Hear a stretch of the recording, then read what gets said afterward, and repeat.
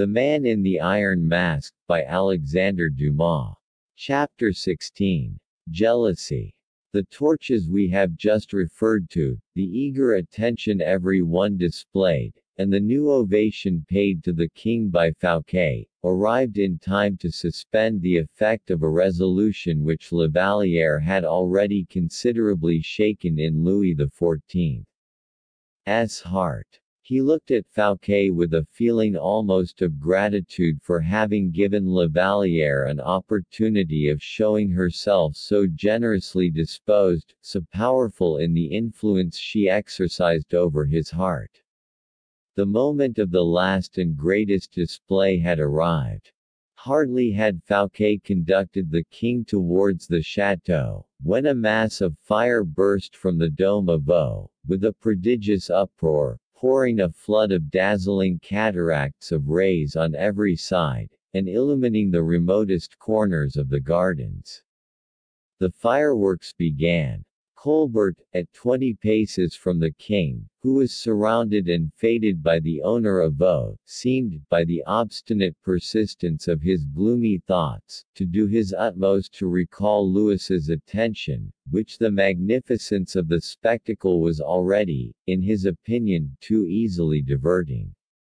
Suddenly, just as Louis was on the point of holding it out to Fouquet, he perceived in his hand the paper which, as he believed, La Vallière had dropped at his feet as she hurried away.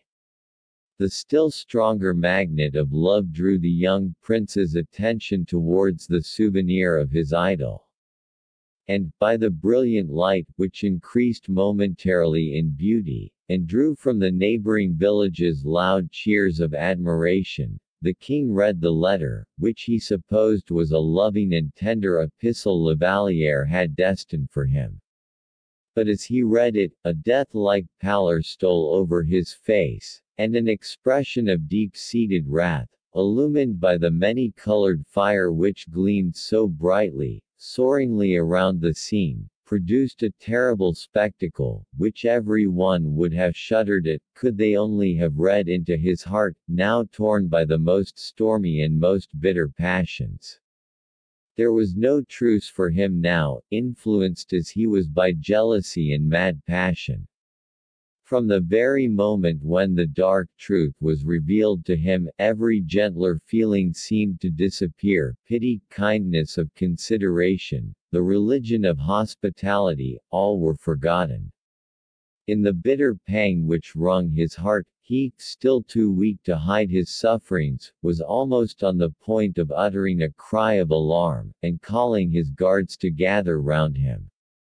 This letter which Colbert had thrown down at the king's feet, the reader has doubtlessly guessed, was the same that had disappeared with the porter Toby at Fontainebleau, after the attempt which Fouquet had made upon La Vallière's heart. Fouquet saw the king's pallor, and was far from guessing the evil. Colbert saw the king's anger, and rejoiced inwardly at the approach of the storm. Fouquet's voice drew the young prince from his wrathful reverie.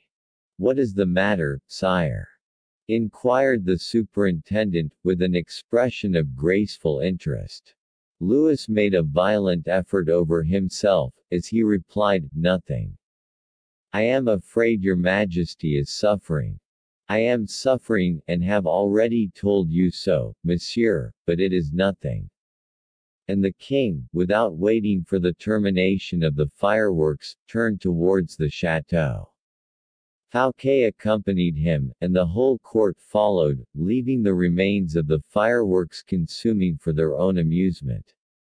The superintendent endeavored again to question Louis XIV, but did not succeed in obtaining a reply. He imagined there had been some misunderstanding between Louis and La Vallière in the park, which had resulted in a slight quarrel. And that the king, who was not ordinarily sulky by disposition, but completely absorbed by his passion for La Vallière, had taken a dislike to every one because his mistress had shown herself offended with him. This idea was sufficient to console him. He had even a friendly and kindly smile for the young king, when the latter wished him good night. This, however, was not all the king had to submit to. He was obliged to undergo the usual ceremony, which on that evening was marked by close adherence to the strictest etiquette. The next day was the one fixed for the departure. It was but proper that the guests should thank their host, and show him a little attention in return for the expenditure of his 12 millions. The only remark, approaching to amiability, which the king could find to say to M. Fouquet, as he took leave of him, were in these words: M. Fouquet, you shall hear from me. Be good enough to desire M. d'Artagnan to come here. But the blood of Louis XIV, who had so profoundly dissimulated his feelings, boiled in his veins, and he was perfectly willing to order M. Fouquet to be put an end to with the same readiness, indeed, as his predecessor had caused the assassination of Le Maréchal d'Ancre. And so he disguised the terrible resolution he had formed beneath one of those royal smiles which, like lightning flashes, indicated coups d'état. Fouquet took the king's hand and kissed it. Louis shuddered throughout his whole frame, but allowed M. Fouquet to touch his hand with his lips. 5 minutes afterwards, D'Artagnan, to whom the royal order had been communicated, entered Louis XIV's apartment. Aramis and Philippe were in theirs, still eagerly attentive, and still listening with all their ears. The king did not even give the captain of the musketeers time to approach his armchair, but ran forward to meet him. "Take care," he exclaimed, "that no one enters here." "Very good, sire," replied the captain, whose glance had for a long time past analyzed the stormy indications on the royal countenance. He gave the necessary order at the door, but, returning to the king, he said, "Is there something fresh the matter, your majesty?" "How many men have you here?" inquired the king, without making any other reply to the question addressed to him. "What for, sire? How many men have you, I say?" repeated the king, stamping upon the ground with his foot. "I have the musketeers." "Well, and what others?" 20 guards and 13 Swiss. "How many men will be required to do what, sire?" replied the musketeer, opening his large, calm eyes. "To arrest M. Fouquet." D'Artagnan fell back a step. "To arrest M. Fouquet," he burst forth. "Are you going to tell me that it is impossible?" exclaimed the king, in tones of cold, vindictive passion. "I never say that anything is impossible," replied D'Artagnan, wounded to the quick. "Very well, do it then." D'Artagnan turned on his heel, and made his way towards the door. It was but a short distance, and he cleared it in half a dozen paces. When he reached it he suddenly paused, and said, "Your Majesty will forgive me, but, in order to effect this arrest, I should like written directions." "For what purpose, and since when has the king's word been insufficient for you?" "Because the word of a king, when it springs from a feeling of anger, may possibly change when the feeling changes." "A truce to set phrases, monsieur, you have another thought besides that." "Oh, I, at least, have certain thoughts and ideas, which, unfortunately, others have not," D'Artagnan replied, impertinently. The king, in the tempest of his wrath, hesitated, and drew back in the face of D'Artagnan's frank courage, just as a horse crouches on his haunches under the strong hand of a bold and experienced rider. "What is your thought?" he exclaimed. "This, sire," replied D'Artagnan, "you cause a man to be arrested when you are still under his roof, and passion is alone the cause of that. When your anger shall have passed, you will regret what you have done, and then I wish to be in a position to show you your signature." If that, however, should fail to be a reparation, it will at least show us that the king was wrong to lose his temper. Wrong to lose his temper, cried the king, in a loud, passionate voice. Did not my father, my grandfathers, too, before me, lose their temper at times, in heaven's name?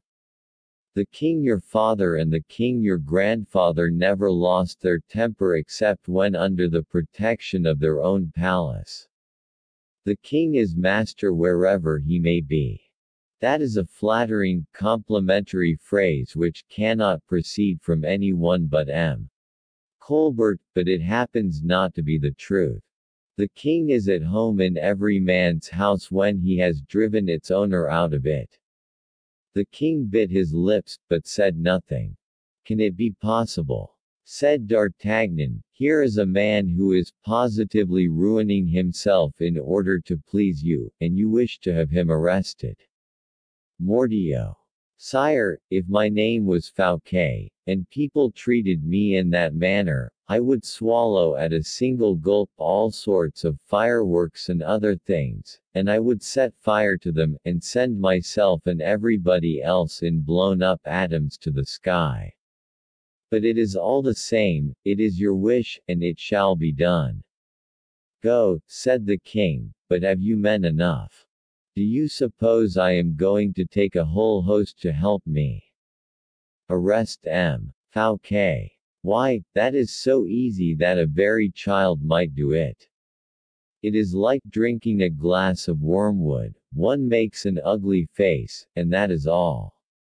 If he defends himself, it is not at all likely. Defend himself when such extreme harshness as you are going to practice makes the man a very martyr.